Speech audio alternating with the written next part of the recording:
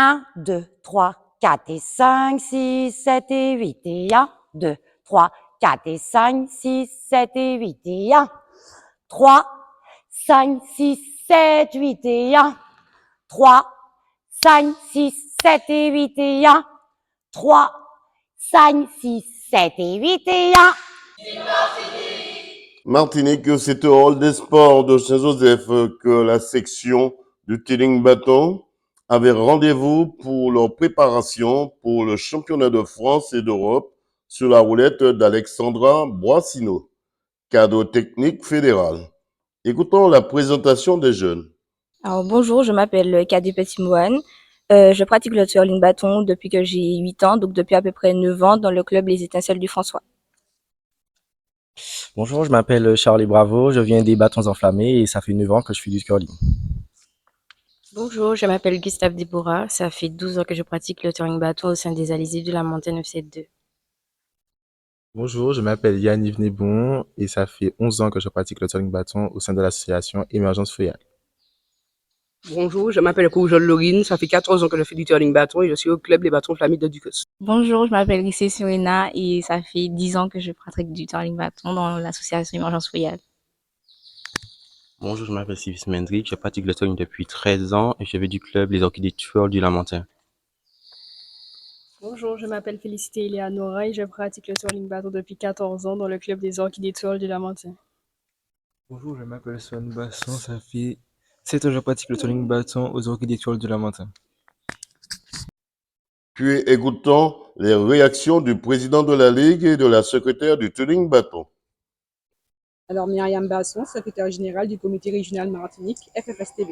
Alors Myriam, comment fonctionne le Teeling Bâton dans le développement exactement de cette discipline? D'accord, alors du coup, nous avons commencé en 2021 avec 2 clubs, après la situation sanitaire Covid-19.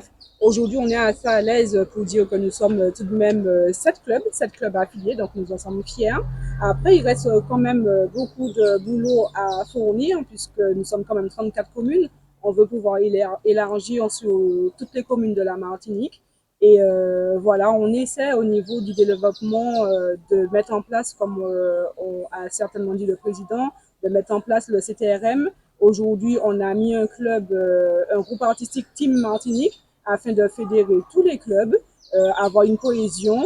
Et on souhaite justement, par ce biais, promouvoir notre discipline et pouvoir développer au niveau de notre territoire.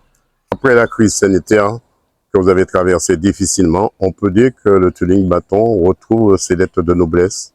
Oui, tout à fait. Ça a été très difficile. La crise sanitaire, nous avons des clubs qui sont restés en sommeil, des athlètes qui n'avaient plus forcément envie par peur. Et du coup, aujourd'hui, on a commencé avec une quarantaine de licenciés pour dire qu'aujourd'hui, nous arrivons à 336 licenciés. Donc, c'est toute une fierté pour le comité régional Martinique, FFSTB. Qu'est-ce qu'on peut vous souhaiter pour la suite, Myriam? Du coup, que d'autres clubs s'affilient, viennent à nous et qu'on puisse mieux construire le twirling bâton en Martinique. 100% Sport vous souhaite de ne jamais baisser les bras si ce n'est pour retrousser vos manches. Merci beaucoup. Alors Emmanuel, comment fonctionne le Teeling Bâton ici en Martinique? Le twirling bâton, ça est dans sa vitesse de croisière en fait. Après le Covid, on a pu redémarrer la discipline, puisque nous, à l'issue du Covid, nous avons perdu beaucoup de clubs. Donc on a pu mener les compétitions avec des clubs. Et là, depuis l'an dernier, les choses ont repris vraiment, les clubs ont repris vraiment pleinement leur activité. Et nous sommes passés de 2 à 7 clubs, donc ce qui a un petit peu multiplié, voire quadruplé les licences. Ça veut dire que la crise sanitaire a impacté énormément cette discipline? Ah, totalement. Totalement, à tout niveau, y compris au niveau des athlètes qu'au niveau des bénévoles. Puisqu'en fait, il fallait redémarrer à zéro, en fait. Il fallait redémarrer à zéro, puisqu'en fait, tout le monde a été un petit peu dans ce... Malheureusement, c'était comme ça, on ne pouvait pas faire autrement. Mais bon, l'acharnement, la volonté de faire, la volonté de toujours accompagner cette jeunesse au niveau de la discipline sportive. Et puis, bon, les jeunes avaient envie aussi de reprendre. Il y a ça aussi, donc ça a permis au club de redémarrer progressivement. Ça a permis à nous de les accompagner pour que tout soit en boîte et que les choses se finalisent comme il se doit. Alors, Président, comment accompagner ces jeunes, justement? Les jeunes ont besoin de quoi? Ils sont encadrés déjà au niveau de leur club, donc il y a ce qu'on appelle des entraînements. Donc ça passe que rappelons que le curling bâton, c'est une discipline totalement sportive. Donc ces jeunes ont des créneaux d'entraînement avec leur club. Et nous sommes là au niveau de la ligue pour accompagner les clubs à mettre en place toute l'ossature, je dirais ça comme ça. Et ils prennent plaisir, donc ils s'épanouissent dans leur discipline en faisant les entraînements avec les directives imposées, puisque nous avons quand même un règlement sportif qui nous permettent de dessiner les choses et d'aller jusqu'aux compétitions avec eux. Vous êtes affilié à la Fédération française de Touring Bâton? Oui, à la fédération, totalement à cette fédération-là. Est-ce que cette fédération envoie des personnes pour donner plus d'informations, plus de formations à votre ligue en Martinique? Alors, il faut savoir que toutes les formations sont quasiment mises en place par la fédération. Donc, nous sommes conviés à pouvoir faire des listes et une fois que nous avons pu voir avec les clubs, les formations sont mises en place. Donc, c'est souvent des intervenants extérieurs, très peu local. Donc, la fédération fait venir du monde, effectivement, pour mettre en place ces formations. Aujourd'hui, avec le digital, donc, il y a des formations qui se passent en termes de numérique. Donc, les athlètes se donnent jour le jeu, y compris nous. Et puis, la fédération a un salarié aussi, je dirais, à titre fédéral, qui est ici, donc qui fait qu'on utilise pleinement en fait ces services avec la dotation de la fédération, bien sûr, pour pouvoir mener nos actions.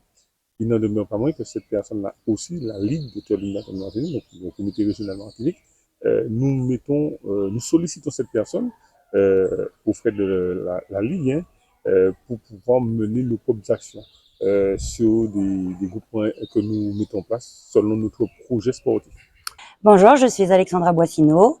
Je suis conseillère technique nationale auprès de la Fédération de Twirling Bâton et entraîneur national. Alors Alexandra, qu'est-ce que vous avez mis en place aujourd'hui avec ces jeunes? Donc au niveau de la Ligue de Martinique, nous avons un projet de réunir les athlètes venant de différents clubs et créer un groupe artistique. Ce groupe artistique, c'est un projet qui va être sur 2 ans et il sera amené à concourir en championnat national 1 dans la meilleure catégorie au niveau de notre championnat fédéral. C'est la rigueur chez vous aussi? Voilà, c'est ça. Au niveau de la discipline des groupes artistiques, il n'y a pas vraiment de contraintes sur la technique. L'objectif d'un groupe artistique, c'est plus le show, le spectacle. Et pour cela, ils doivent être nombreux, mais n'apparaître qu'un sur le terrain. Donc, on doit vraiment faire attention à tous les détails de pieds, de mains, de bras, pour qu'il n'y ait qu'un seul athlète sur le terrain, même s'ils sont 22. Ça demande de la formation aussi pour eux? Exactement, de la base, vraiment du travail de base, de rigueur, sur les mouvements les plus simples.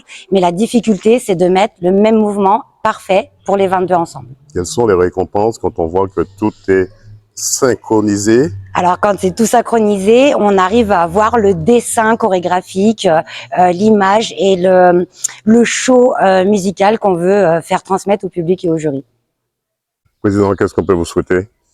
Que la discipline se développe beaucoup plus, que cette jeunesse prenne plaisir et que la Martinique puisse savoir il y a autre chose comme sport qui se développe au travers d'une jeunesse martiniquaise. Bonjour, je suis Brigitte Dorian. Je fais partie de l'association Émergence Royale et ça fait 11 ans que je pratique le twirling bâton. Alors, pourquoi tu as embrassé cette discipline? Je n'avais pas forcément d'attirance pour le twirling bâton au début. J'ai voulu essayer et petit à petit, je me suis senti très à l'aise dans cette discipline. Qu'est-ce qui t'a motivé à embrasser cette discipline aussi? Tout le maniement du bâton, la gym qu'on pratique très souvent. C'est assez complexe, les exercices qu'on vous demande de faire pour réaliser un show? Oui, beaucoup. Ça demande beaucoup de discipline, ça demande beaucoup d'observation aussi pour toi? Oui, d'observation, d'entraînement et d'assimilation. Qu'est-ce qu'on peut te souhaiter pour la suite? Une très bonne saison. Voilà, une discipline qui se donne les moyens, coûte que coûte, pour défendre les couleurs de la Martinique dans le championnat de France et d'Europe très prochainement. Reportage Daniel Diaz, 100% Sport, KMT Télévision.